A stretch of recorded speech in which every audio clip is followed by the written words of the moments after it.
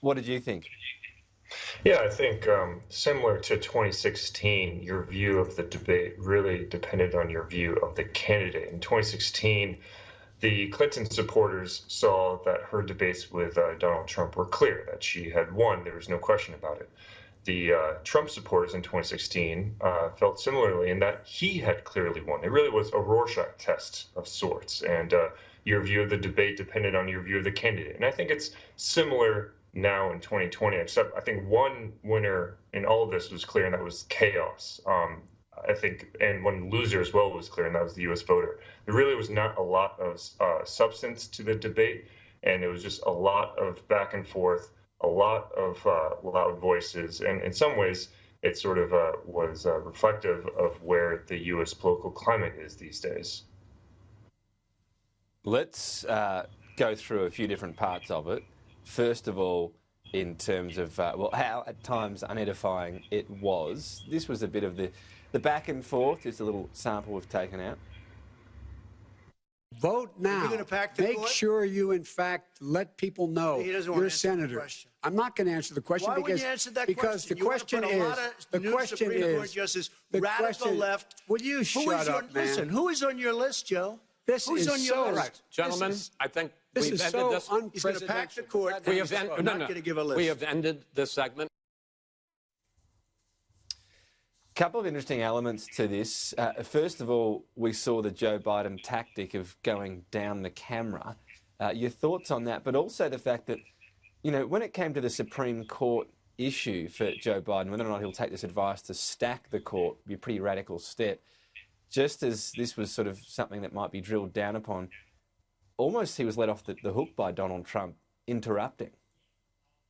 Yeah, that's right. So I think Joe Biden really has wanted this campaign to show that he is the so-called adult in the room, and he will be more presidential, and he will keep his cool, and he wants to connect to the voter and not just respond to Trump's taunts. Now, in terms of packing the court, that's a great question because the vice presidential candidate Kamala Harris was also asked soon after the debate about their plans for the Supreme Court, and she also dodged that question. I think the Democrats or Biden and Harris in particular really don't see the value in clarifying where they stand on that before the election is clear. That's an intentional move on their part, and I doubt we're going to get clarity on that before the election. One of the big talking points has been when Donald Trump was asked to distance himself or condemn some of the far-right groups that are supporting him. Here's some of that exchange.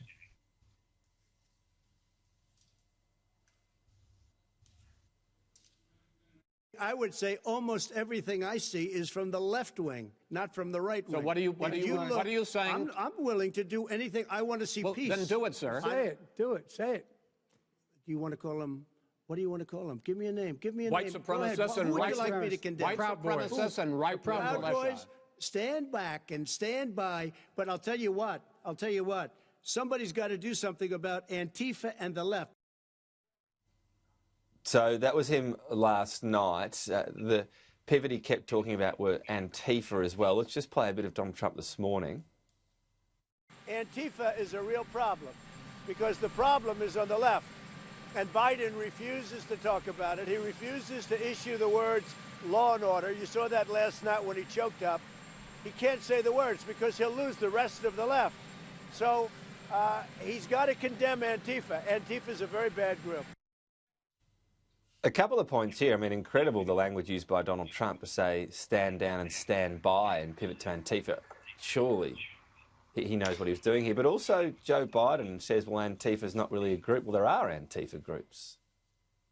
Yeah, that's right. There is some fact checking that has proven that there are smaller groups of Antifa. It's not maybe a nationwide coordinated body as some other groups may be. But yeah, the fact that President Trump did not more clearly denounce the Proud Boys is something that Republican senators in particular have focused the after debate period on in particular, because they really see this as something as not a win for them going into the election. It was sort of an easy way to score some points and to clarify where the president stood on that. And he really did not clarify that. And I don't think that helps him going into November. We've got about 30 seconds left. I'm just going to show our viewers the polling on who won this debate. As you say, it might depend where you're getting your polling from, but the warning as well on this that, Joe Biden's looking pretty good there, but how does that compare to our other debates? Remember, Donald Trump, Hillary Clinton last time around, in terms of how that went at the time and the perception at the time, well, slightly better for Hillary Clinton. Yeah. So do we just not worry about polling for debates? Yeah, I think maybe we put too much value in the debates. Almost 90% of U.S. voters already came into the debates, already decided on who they want to vote for. So perhaps the focus on the after-debate polling is maybe not necessary at this point because it's pretty ephemeral.